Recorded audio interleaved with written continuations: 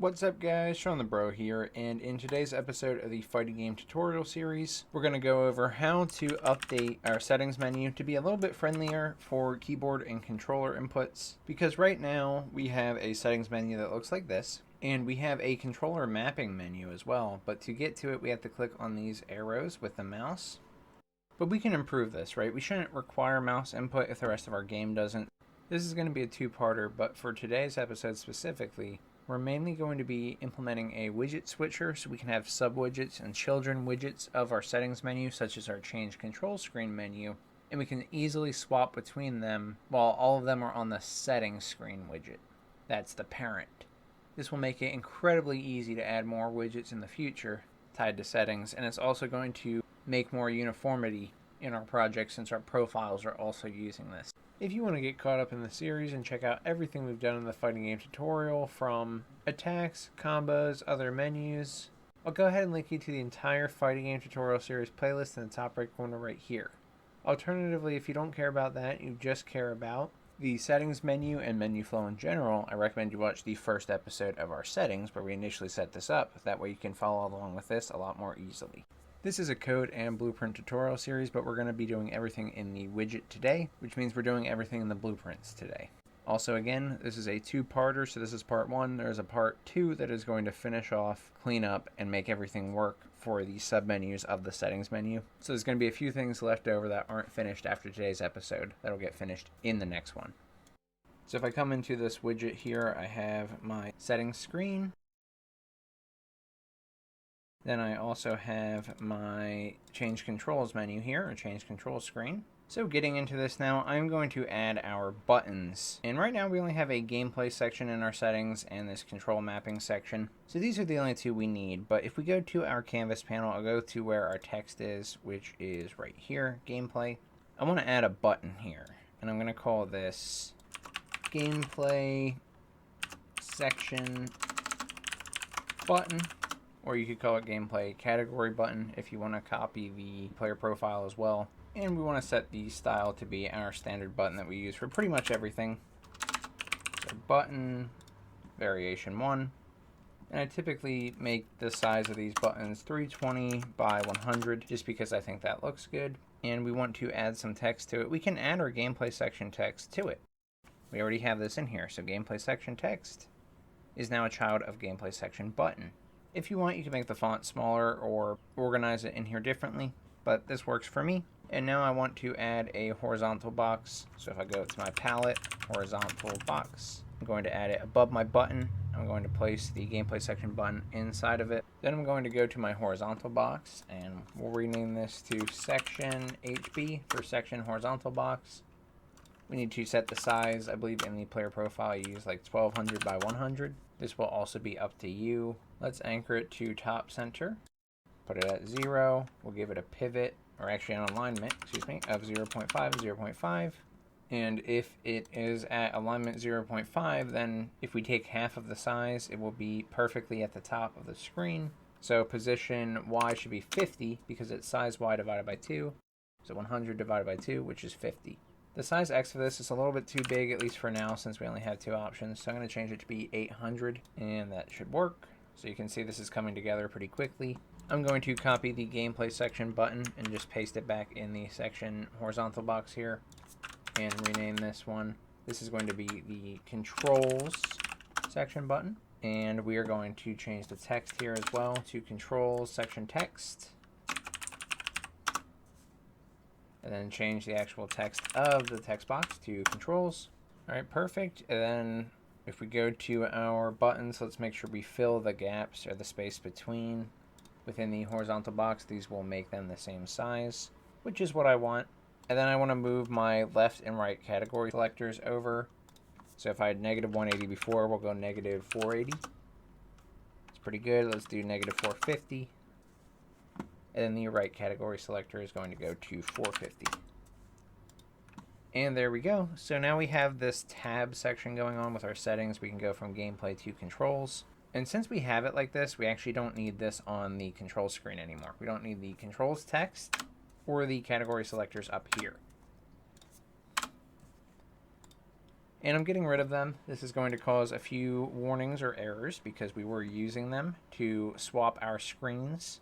So to go back from the change controls to the gameplay settings. So look in my event graph for these bindings, and they were right here. You see we were creating a new setting screen widget, setting the reference, adding it to a viewport, all this stuff. This method works, but I'm going to switch this to a widget selector because we're going to have a lot more tabs and this is going to get more complicated. We can get rid of this set of logic. So on press left category selector, on press right category selector, just getting rid of both of them. We don't need it on the change control screen. And we don't need this settings text up here either. This is what I was saying was looking a little off because it wasn't the same size as the settings on the settings screen. So if you want to use the old method, you would at least match these settings text boxes so you can see the text here is size 64. So we would probably want to do the same thing here and make this size 64. And then at least switching between widgets, it would look the same. But we don't even need the settings here anymore in the change control screen because this is going to be, again, part of the widget switcher. And really even same with the back button because this is already on the settings screen too, so we'll just use this one. So the only thing we want on this widget is what's unique to this tab or this widget, which is the change control screen. So only things relating to changing our controls. So I can get rid of the back button as well. You technically don't have to get rid of the background image because if you want to have an actual background for this specific section, say your settings was just black, but for change controls, I wanted it a different color. We may not want that, so we can come in and remove this if we want, but for now I'll leave it. Let's go fix up any warnings or errors that come from these changes. So we don't have a back button anymore, so pressing this button is not going to check if the settings menu is open, exit out, resume listening for confirm on the main menu screen, play a sound effect, remove it from parent. It's all handled in the settings screen. We don't have to do this here. Now this is just the on press back button. We have an actual binding here as well. This is the input binding. Now you don't necessarily need this one either. You would use this one if you wanted the input that a player presses to do this for you. In our case, the settings menu does this, but you may want to have unique logic for when the control menu is open. Like say you want to prompt the user, make sure that they're done with what they're doing before actually exiting so that they can save their controls if they want. So it is possible you could have a unique event in here. So I won't remove this one just yet. We'll figure out how we want to set it up, but just be aware you may want to keep this event in here if you have specific logic for it. Then in determine widget to focus, I also got rid of the left category selector and the back button. This is perfectly fine. We can work around both of these. We don't need either of them in here. We will be using the ones in the settings screen now. So let's see more with the back button. So this is for the style. Displaying the focus widget. We had one for the back button where we were lighting it up. If we're on this one, again, settings menu will handle this. So we can get rid of this. And so we were doing special logic in here for the back button and for the selectors as well, which is awesome of us. We were thinking ahead. But we can make this even easier because we're going to get rid of this array. And then we have nothing to loop through, so we can get rid of everything here. And then we were also using the back button here, but guess what? We don't need to use this one anymore either. So we can get rid of this. Then we don't have anything to check our button against, which means we can get rid of this. When we get rid of that, you see none of this is connected anymore, so we can get rid of all of this.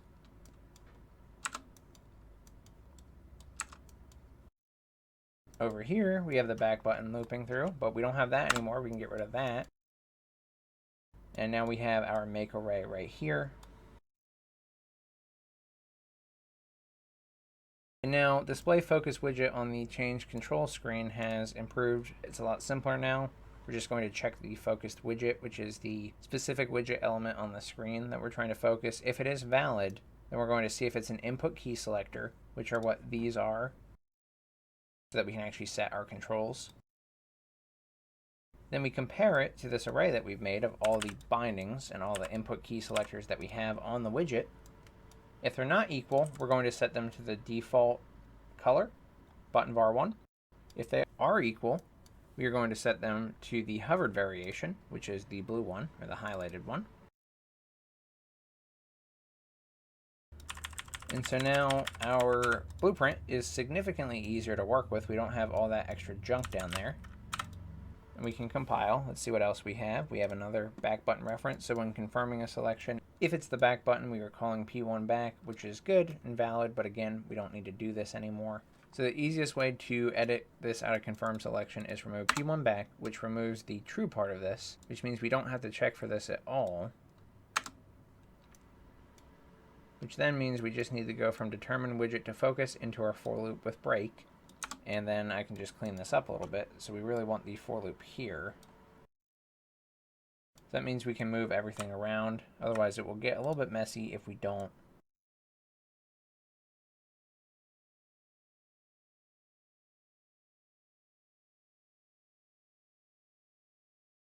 So now when we compile and save, the change control screen is working perfectly fine. It's compiling. And we cleaned it up significantly. So now our screen looks like this. Now on the settings screen, we have our options for gameplay and controls.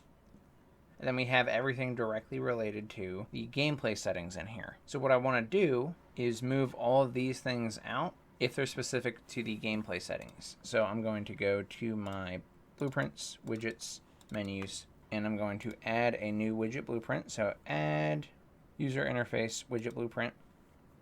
And we can just use the standard user widget and we'll say gameplay settings. So now we have this new widget for gameplay settings. So this is the change control screen. This is the gameplay settings. We want to make sure that everything specific to the gameplay tab is in this widget. So I'm going to add a canvas panel to my gameplay settings just as a container. And then I'm going to copy anything specific to the gameplay settings. So specifically that is the music volume canvas, music volume text, music volume slider, sound effect volume canvas, sound effect volume text, sound effect volume slider, round time canvas, number of rounds canvas, keyboard mode canvas. You can expand these ones as well and look at everything inside of them if you manually want to select them. You don't have to do this, but there's all of them for you. So literally everything from the gameplay section. Go to my gameplay settings and paste it in. Now it's going to look just like you see on the settings screen, but in its own widget. That also means we could remove everything regarding gameplay settings from our settings screen widget and put them in the gameplay settings widget. There's a lot in here to move. So now if we take all the things that we moved over to the gameplay settings widget and we hide them, the settings screen will look like this. Change control screen will look like this, and gameplay settings will look like this. Actually, I'm going to go back to change control screen and now remove the background image because I've decided that I do want to just have a standard screen background for my settings screen, and these other widgets will follow that. If you did want to keep it, that's perfectly fine. You don't have to remove this. So now it looks like this. Now in our settings screen, we can add a widget switcher. I'll add it right above where my music volume canvas is. We'll call this Settings Widget Switcher. And it is a variable by default. We want to keep that. Now we can choose where we actually want to put this. We basically wanted to take up all the space that all these widgets in the widget switcher are going to need. I actually just want them to have the whole size of this widget because I already have the back button, the title, the categories up here, and so that space isn't being used by anything in those child widgets. If we are to anchor the widget switcher to the entire size of the screen, zero out any offset, it will take up the entire screen.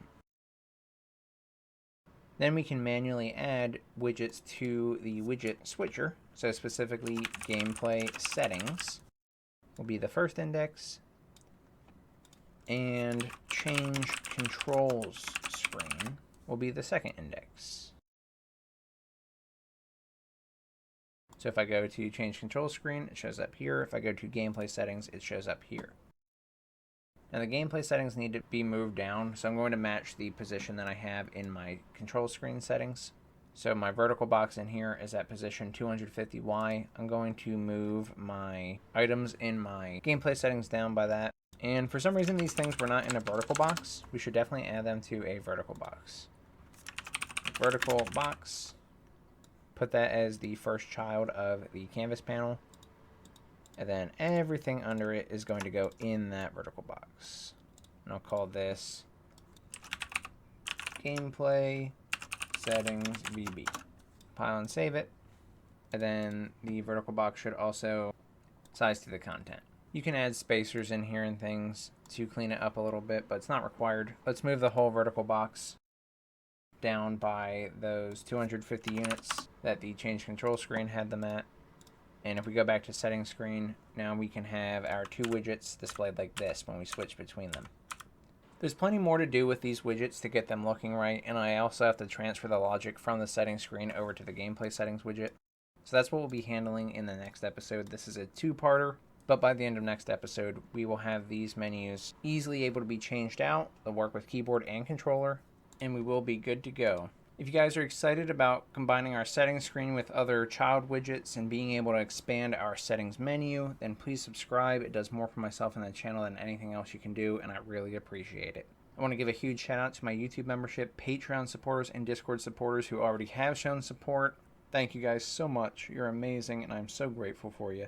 If you ran into any problems while following this tutorial or any of my tutorials, feel free to join the Discord community. There is a link in the description, and I would be happy to help you. Thank you so much for watching. I'm Shawnthebro, and I'll see you in the next one. Goodbye, guys.